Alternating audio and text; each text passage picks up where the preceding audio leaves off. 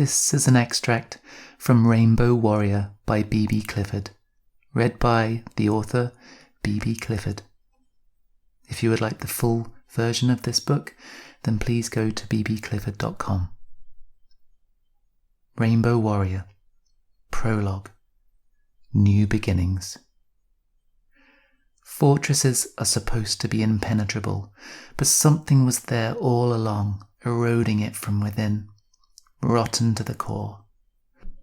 Everyone who lived on Mount Pelion Way could feel it. The land looked no different, but there was something that kept them far away from the place. Not just a strangeness, but a darkness that made them dread and fear something that was hidden from view. So, when the home of the Brown family burned down, the place Eris Brown would call her fortress, everyone was relieved. But that was not the end of it. There were contaminants to soak the soil as much as there were nightmares left to linger, and so the strangeness spread along with the dread. Whatever was so rotten seemed to regrow through the roots and vines up along the tree trunks, and the fruit swollen on the branches emitted a pungent aroma.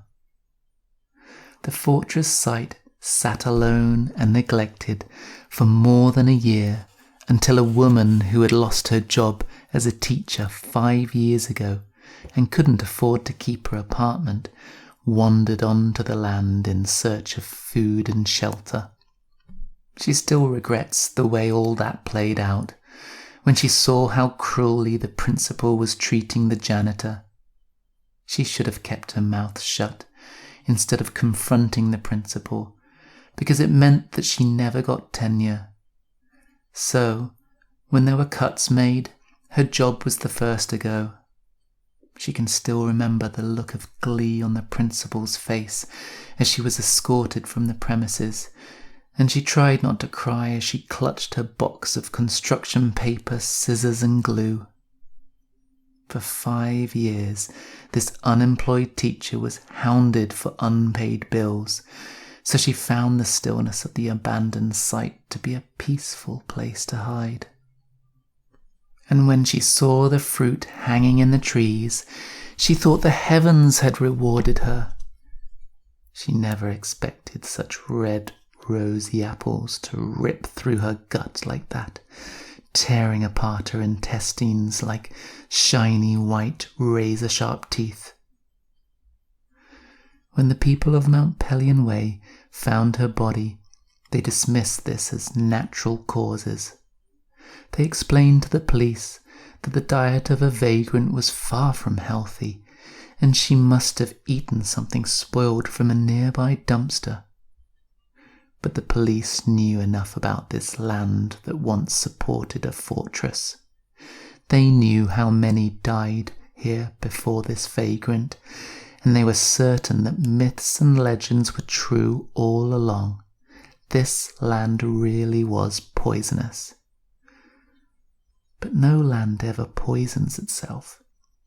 It's always something more, something greedy that distorts and corrupts what was once flourishing and naturally pure.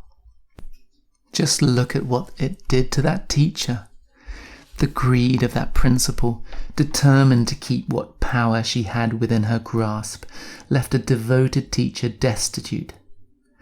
Without her apartment, the poor woman hadn't washed in months. She was starved, and she was left to rot like fodder for a landfill.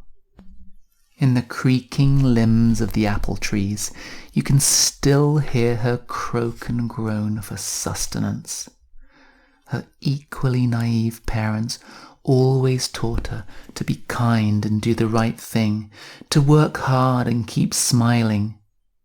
Just look at what that did to her. Can you see her now, in the shape of the smile that stretches so wide that it splits at the seams? Is this what they wanted for her? And what about you? Would you have stood by your values, or played it smart and said nothing about the janitor? I wonder. The people of Mount Pelion Way would have kept quiet. They could never afford these nice homes on the East Coast if they always played fair. They learned from a young age to put up and shut up if you know what's good for you. If you want that shiny object, you'll take it no matter the pain.